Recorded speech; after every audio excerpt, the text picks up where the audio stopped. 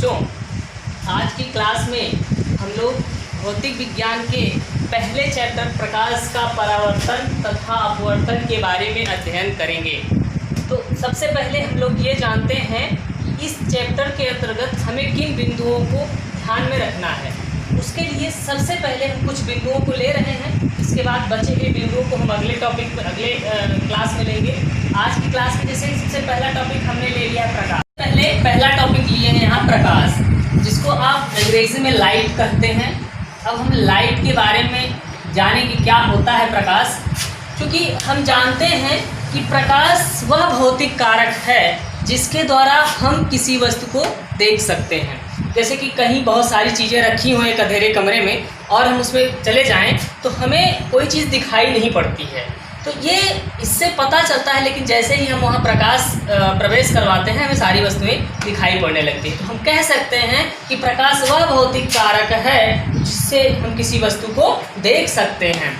और दूसरी बात, इसके संदर्भ में एक चीज़ और कही जाती है, कुछ लोग कहते हैं कि प्रकाश वह कारक है जो हमारी आँखों को संवेदित करता है। तो बात वही होती है, बात शब्दों का केवल अंतर है कि हम किसी वस्तु को देख सकते हैं, वो क्या है प्रकाश। लेकिन जो इसकी सबसे अहम बात है, जो खास बात है प्रकाश की, वो आप जान लीजिए कि प्रकाश से हम किसी वस्तु को तो देख सकते हैं, लेकिन अगर कोई पूछ लेता है क्या प्रकाश दिखाई पड़ता है, तो इसका हमको जवाब मिलता है कि नहीं, प्रकाश खुद दिखाई नहीं देता है, ये केवल हम इसके माध्यम से किसी दूसरी चीज़ को देख सकते हैं।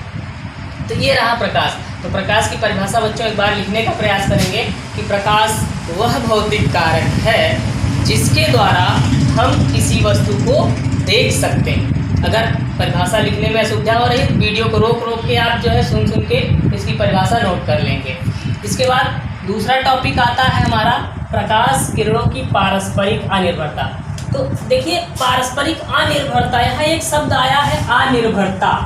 ये अनिर्भरता शब्द का मतलब ही होता है किसी पे निर्भर नहीं होता, वो किसी पे आश्रित नहीं होता। तो इसके लिए हमें पारस्परिक दिखा रहा है तो कम से कम दो प्रकाश के स्रोत की आवश्यकता होती है। हम इसको एक प्रयोग के माध्यम से समझने का प्रयास करते हैं प्रकाश किरणों की आत्मनिर्भरता को। जैसे कि हमने कोई एक स्रोत ले लिया, ये जैसे हमने मान लिया ये इसमें से प्रकाश निकल रहा है, एक सूर्य बना देते हैं, हमने एक सूर्य बना दिया, इसको नाम दे दिया यशमान। और एक दूसरा ले लिया जिसका नाम दे दिया ऐसे, इसको भी बना लिया, थोड़ा सा हमने इसको भी बनाया ऐसे, इसमें से भी प्रकाश निकल रहा है। दोनों प्रकाश के स्रोत, सोर्स ऑफ लाइट। कहने का मतलब इसमें से प्रकाश जो है बाहर निकल रहा है। अब अनिर्भरता का मतलब क्या होता है उसे समझने का प्रयास करें बच्चों। जैसे कोई यहाँ पे एक ऐसे कोई बड़ी सी चादर रखी गई हो और इसके बीच में एक छोटा सा छेद हो, तो हम पूरी चादर को ना लेकर के केवल इसके छिद्र की बात करते हैं। तो देखिए कैसे होता है, ये देखिए, ये प्रकाश की किरण यहाँ से चली, ऐसे प्रवेश करी, और इसकी प्रकाश की किरण निकली, ऐसे प्रवेश करी, और यही हमारा होल है, छिद्र, जिसको हम एच नाम देते हैं। अब जैसे ही ये दोनों किरणें बाहर आती हैं, यहाँ हमने एक पर्दा रखा था, इस पर्दे पे पड़ने के बाद यहाँ भी, यहाँ मान लेते हैं L1 है, ये जहाँ पड़ रहा है इसको हम मान लेते हैं L2। तो ये पता चल रहा है कि किरणें जब यहाँ पहुँचती हैं तो यहाँ एक धब्बा बनता है, और ये किरण जब यहाँ पहुँचती है तो यहाँ एक धब्बा L2 बनता है। तो इस तरह से जैसे कि बच्चों हमने फिर क्या किया कि ये हमारा सोर्स ऑफ लाइट जो था ये मानवीकृत था, तो हमने इसको बंद किया। जैसे बंद किया तो देखा ये बंद होने के बाद ये धब्बा हमको L1 दिखाई पड़ रहा है, इस पर कोई प्रभाव नहीं पड़ा, वो जैसे था वैसे दिखाई पड़ रहा है। और फिर हमने क्या किया, फिर इस सोर्स को जो S2 था हमारा, हमने इसको बंद किया। जब इसको बंद किया तो हमारा ये धब्बा जो बन रहा था L2, ये साफ साफ दिखाई पड़ रहा। तो इससे हमने देखा बार बार, एक बार इसको बंद किया, फिर देखा वो धब्बा बन रहा है, फिर इसको बंद किया, देखा पर्दे पर ये धब्बा बन रहा था। तो ये हमारा पर्दा जो है, इसको हम कोई नाम दे सकते हैं, इसको हम XY मान लेते हैं।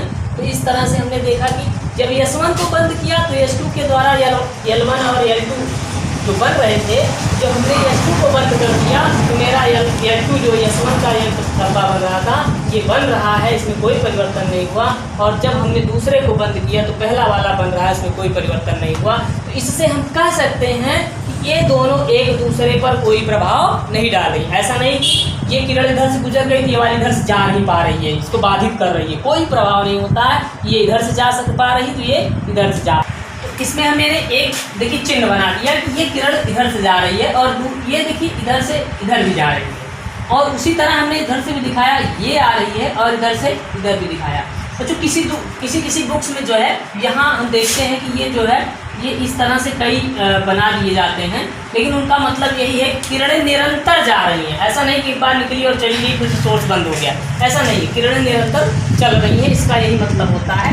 और ये इधर से इधर जा रही है, तो कहने का हमारा यहाँ से बस इतना ही मतलब है कि ये इधर से जो प्रकाश निकल रहा है वो भी यहाँ तक पहुँच रहा है, इधर से जो निकल रहा है वो भी छिद्र एच से होते हुए यहाँ पहुँच रहा है। तो कहने का मतलब एक ही होल से दोनों किरणें प्रवाहित की जा रही हैं, लेकिन एक किरण दूसरे किरण पर कोई प्रभाव नहीं डाल रही है।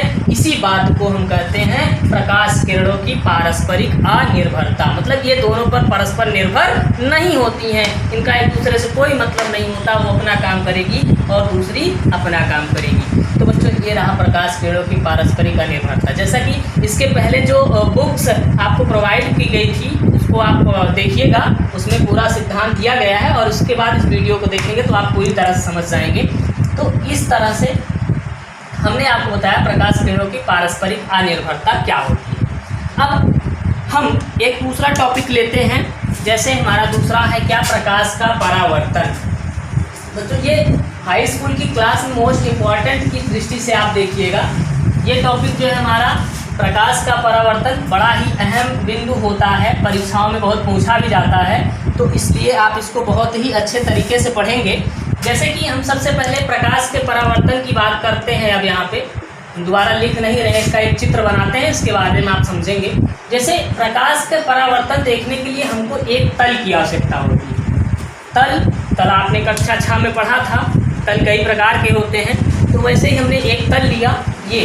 अब इसमें हमने देखा कि ये जो हमारा तल है ये दोनों तरफ से खुला नहीं होगा, और हमेशा प्रकाश की बात कर रहे हैं तो इसके एक तल को हम पॉलिश कर देते हैं ऐसे। ये होता है, ये जहाँ लगा इसका मतलब जान लीजिए कि एक तल पॉलिश्ड है आपका। अब ये तल पॉलिश कर दिया।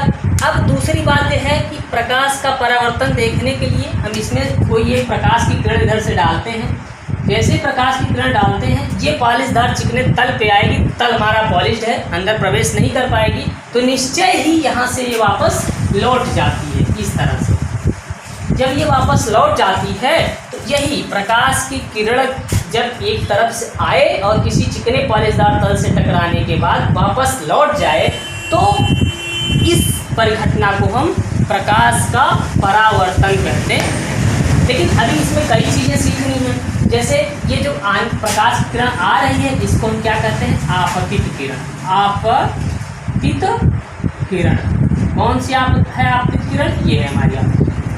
तो बच्चों देखिए ऐसे इसको याद करने के लिए समझिएगा, दिमाग में स्मरण रखने के लिए, आपतित आने वाली किरण, आपतित आने वाली, आपतित, दोनों में पहला शब्द आने वाली, आपतित। तो हम इसको समझ सकते हैं जो किरण आ रही हो, इस पर पड़ रही हो, पढ़ने के लिए इधर से आ रही हो, तो वो हमारी आपतित किरण होती है। और जो यहाँ से परावर्तन के पश्चात वापस जा रही हो उसे हम परावर्तित किरण कहते हैं। क्या कहते हैं, परावर्तित किरण कहते हैं। तो कहने का मतलब जो किरण आ रही है हमारी आपतित किरण, और जो वापस जा रही वो हमारी परावर्तित किरण होती है। और एक चीज़ इसमें और होता है, ये हमारा बीच में इसके एक अभिलंब होता है, ये हमारा अभिलंब है, तो इसको हम अभिलंब कहते हैं। अब ये हमारा अभिलंब है तो इसको हम अभिलंब कहते हैं। तो ये आपतित किरण, ये परावर्तित किरण और ये अभिलंब हुआ। अब बात समझने की है, अभिलंब के साथ आपतित किरण जो कोण बनाती है इस कोण को हम कहते हैं आपतन कोण। क्या कहते हैं, आपतन कोण। कोई पूछ लेता है कि आपतन कोण क्या, कभी परीक्षा में नहीं पूछा गया अभी तक, लेकिन अगर कहीं कोई समझने के लिए पूछ लेता है आपतन कोण क्या है, तो आप बताएंगे कि आपतित किरण अभिलंब के साथ जो कोण बनाती है उसे हम आपतन कोण कहते हैं। वही बात आप यहाँ बताएंगे कि परावर्तित किरण अभिलंब के साथ जो कोण बनाती है उसे हम परावर्तन कोण कहते हैं, उसे हम परावर्तन कोण कहते हैं। तो आपतन कोण के बारे में भी हमने आपको बताया और परावर्तन कोण के बारे में बताया। आपतन कोण क्या होता है, आपतित किरण अभिलंब के साथ जो कोण बनाती है उसे आपतन कोण, और परावर्तित किरण अभिलंब के साथ जो कोण बनाती है उसे परावर्तन कोण कहते हैं। अब एक बात और ध्यान रखना है कि ये आपतित किरण जहाँ पे आई ये और परावर्तित किरण जहाँ से निकल रही है और अभिलंब जहाँ मिल रहा है, इन तीनों के एक बिंदु पे तीनों मिल रहे हैं। इस बिंदु को आपतित किरण, परावर्तित किरण, आपतन बिंदु तीनों तीनों जो है एक ही बिंदु मिलते हैं, इसको आपतन बिंदु कहते हैं। मतलब आपतित किरण, परावर्तित किरण और अभिलंब तीनों एक ही बिंदु पे मिल रहे हैं। तो देखिए कहने का मतलब अब यहाँ से हमने समझ लिया, जब आपतित किरण किसी चिकने पॉलिशदार तल से टकराती है, टकराने के बाद अभिलंब के साथ उतना ही कोण बनाती हुई, सबसे बड़ी बात तो ये है कि ये जितना कोण इधर है उतना ही कोण इधर होगा। आपतन कोण को हमेशा आई से और परावर्तन कोण को आर से प्रदर्शित किया जाता है। तो कहने का मतलब कि आप अब इसका हमने फिर से एक बार परिभाषा बताने की कोशिश की। जैसे आपतित किरण, जब कोई किरण किसी चिकने पॉलिशदार तल से टकराती है तो टकराने के बाद अभिलंब के साथ उतना ही कोण बनाती हुई परावर्तित हो जाती है, यह परिघटना प्रकाश का अपवर्तन कहलाती है। तो बच्चों परिभाषा समझ गए होंगे, आशा करते हैं। फिर से एक बार सुन लीजिए कि आपतित किरण जब कोई, मतलब ये आपतित किरण है, तो जब कोई किरण किसी पॉलिशदार चिकने तल से टकराती है तो टकराने के बाद अभिलंब के साथ उतना ही कोण बनाती हुई उसी माध्यम में परावर्तित हो जाती है, यह परिघटना प्रकाश का परावर्तन कहलाती है। तो ये परावर्तन हो गया। अब अगला टॉपिक हमारा क्या है, परावर्तन के नियम है। तो कुछ नहीं खास है परावर्तन के नियम में। तो परावर्तन के दो नियम होते हैं।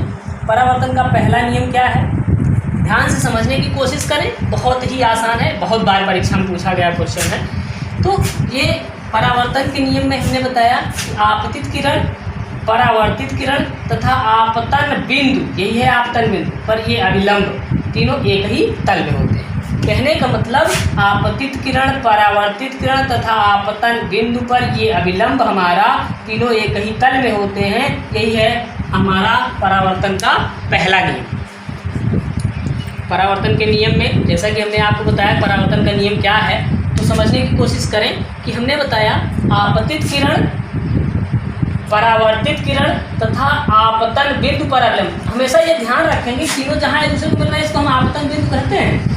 आपतन बिंदु पर अभिलंब तीनों एक ही तल में होते हैं। देख भी रहा है कि तीनों एक ही तल में हैं। एक हमारा ये तल था जिसको हमने पॉलिश किया था, इसी तल पे तीनों आ रहे हैं। तो कहने का मतलब ये हमारा ये एक ही तल में तीनों दिखाई पड़ भी रहे हैं, तो हम कह सकते हैं तीनों एक ही तल में हैं। अब दूसरी बात, दूसरा नियम क्या कहता है इसका, कुछ नहीं, बस साफ याद हो गया होगा आपको, आशा करते हैं कि परावर्तन का दूसरा नियम क्या है कि जब आपतन कोण बन जाए और परावर्तन कोण बन जाए, दूसरा नियम इसी पर निर्भर करता है। आपतन कोण हमेशा परावर्तन कोण के बराबर होता है। इसमें हमें कुछ ज़्यादा खास नहीं पढ़ने की ज़रूरत है, बस इसमें ध्यान रखना है कि परावर्तन जो है ये परावर्तन कोण आपतन कोण के बराबर होता है। देखिए हमने बात को दो बार कह दिया।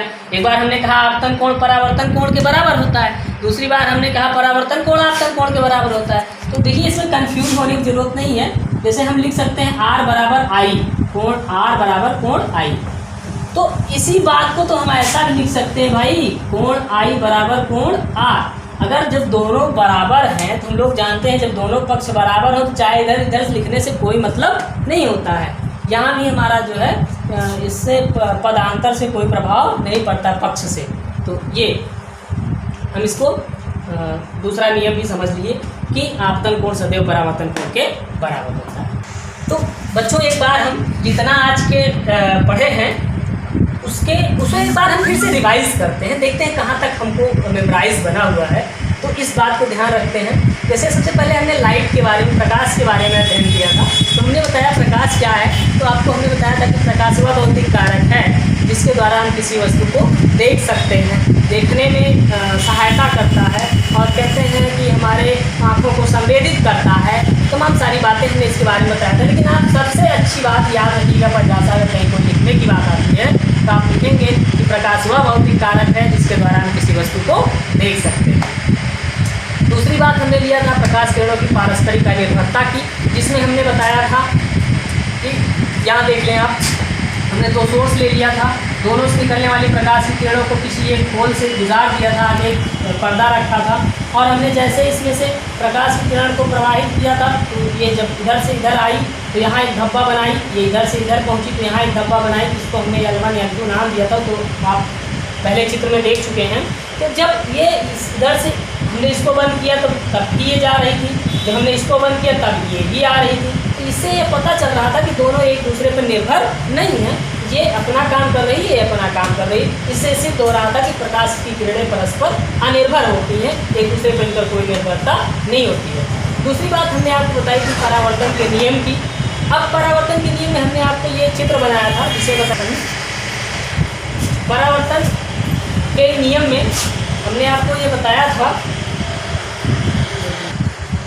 तो सबसे पहले प्रकाश का परावर्तन हम लोगों ने पढ़ा था। तो प्रकाश के परावर्तन में हमने पढ़ा था कि जैसे कोई एक तल हो और इस तल पे कोई प्रकाश की किरण डाली जाए और तल पॉलिश्ड हो, कोई प्रकाश की किरण अगर डाली जाएगी तो वो यहाँ तल से टकराने के बाद उसी माध्यम में परावर्तित हो जाती है, या परिघटना प्रकाश का परावर्तन कहलाती है। और इसमें हमने आपको बताया था कि ये किरण जो हमारी आपतित किरण है, जो आ रही आपतित किरण है, और जो जा रही है परावर्तित हो रही है वो परावर्तित किरण होगी, और ये हमारा अभिलंब होगा। और आपतित किरण अभिलंब के साथ जो कोण बनाएगी आपतन कोण, और परावर्तित किरण अभिलंब के साथ जो कोण बनाएगी वो परावर्तन कोण होगा। और आपतन कोण को I से, परावर्तन कोण को R से हम प्रदर्शित करते हैं। इसके बाद हमारा अगला टॉपिक है बच्चों परावर्तन के नियम। इसमें हमने पढ़ा कि परावर्तन के मुख्यतः दो नियम होते हैं। पहला नियम है कि आपतित किरण, परावर्तित किरण तथा आपतन बिंदु पर अभिलंब तीनों एक ही तल में होते हैं। और दूसरा नियम हमने पढ़ा था कि कोण जो है आपतन और परावर्तन दोनों आपस में बराबर होते हैं। तो कहने का मतलब हम कह सकते थे, यहाँ हमने लिखा भी है इसको गणितीय संक्रिया के माध्यम से, कि कोण I बराबर कोण R। तो आप इसको समझने का प्रयास करेंगे कि कोण R चाहे लिखा जाए चाहे कोण I, मतलब नहीं, दोनों बराबर है, किसी को आप किसी भी पक्ष में लिख सकते हैं। तो कोण I बराबर कोण R, ये हमारा ये क्या है कि दोनों कोण आपस में बराबर होते हैं। आपतन कोण सदैव परावर्तन कोण के बराबर, और सदैव एक शब्द यहाँ लगता है, कहने मतलब ये हमेशा बराबर होता है। और बच्चों जो इसकी सबसे अहम बात हमने बताई, आप ध्यान रखिएगा कि प्रकाश खुद दिखाई नहीं देता है, इसके माध्यम से चीज़ों को देख पाते हैं।